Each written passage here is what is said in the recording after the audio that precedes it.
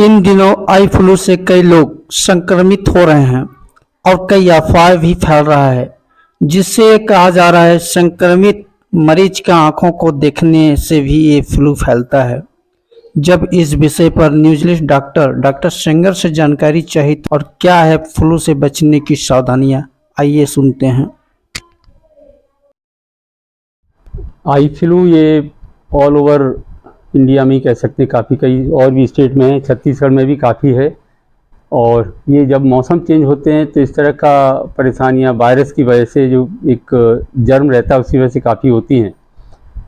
तो ये उसी की वजह से है जिसको आई फ्लू बोल रहे हैं हम लोग। इसमें जो खास लक्षण रहते हैं, आँख लाल होना, गड़ना, शुरू के 2-3 दिन में आँख से कीचड़ आना और धूप में परेशानी हो सकती है। ये सब परेशानियाँ रहती। कभी कभी पलक ज़्यादा फूल जाता है जब ज़्यादा सीवियरिटी इसकी रहती है। तो इससे बहुत ज़्यादा घबराने की ज़रूरत नहीं है। ये 4-5 दिन में ठीक होने वाली बीमारी है। इसकी कुछ दवाइयाँ रहती हैं। एक मॉक्सीफ्लोक्सासिलिन नाम से दवाई आती है, उसको 5-6 बार डालना है। इसके साथ में एक लुब्रिकेटिंग ड्रॉप आता है कार्बोक्सीमिथाइल सेलुलोज का 0.5%, इसको भी 5-6 बार डालेंगे तो ये 4-5 दिन में ऑटोमेटिक काफ़ी आराम मिल जाता है। इसके फैलने का जो तरीका है सिर्फ कांटेक्ट से है, देखने से कभी नहीं फैलता। जो भ्रम रहता है कि हम किसी को देख लेंगे तो हो जाएगा। एक तो जिसको चश्मा लगा परेशानी है उसको चश्मा लगा के रखें, उसको बोलें कि बार बार अपने हाथ को आंख के पास नहीं ले जाए। और जिसको नहीं हुआ है वो भी चश्मा लगा के रखे सुरक्षा के तौर पर। गलती से भी अपनी आंख को नहीं खुजलाना है। अगर कोई सर्विस करते हैं या बाहर जाते हैं, कहीं भी अगर खुजली होती है आंख में, कोशिश करें हाथ को धोने के बाद भी ही आंख के पास ले जाना है।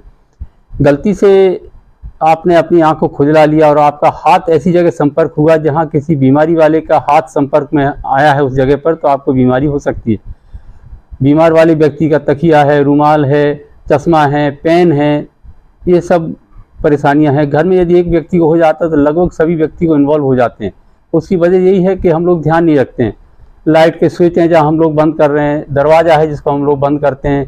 किसी इन्फेक्टेड व्यक्ति ने अगर अपनी आँख खुजलाई है, लाइट का स्विच ऑन ऑफ किया है, आप भी उसी स्विच को ऑन ऑफ करेंगे, फिर आपको आंख में खुजली, आप अगर खुजला लेंगे तो ये जर्म से आपकी आंख में चले जाएंगे। ये बीमारी इस तरह फैलती है और इससे घबराने की आवश्यकता नहीं है। हमारा हेल्थ महकमा जो है जगह जगह जा कर के स्कूलों में, छात्रावासों में जहाँ चेक कर रहे हैं, जहाँ इस तरह के मरीज निकलते हैं, शासन की तरफ से कोई कमी नहीं है। दवाइयाँ उपलब्ध हैं, एंटीबायोटिक ड्रॉप हम लोग उनको दे रहे हैं और वहाँ समझाइश दी जा रही है।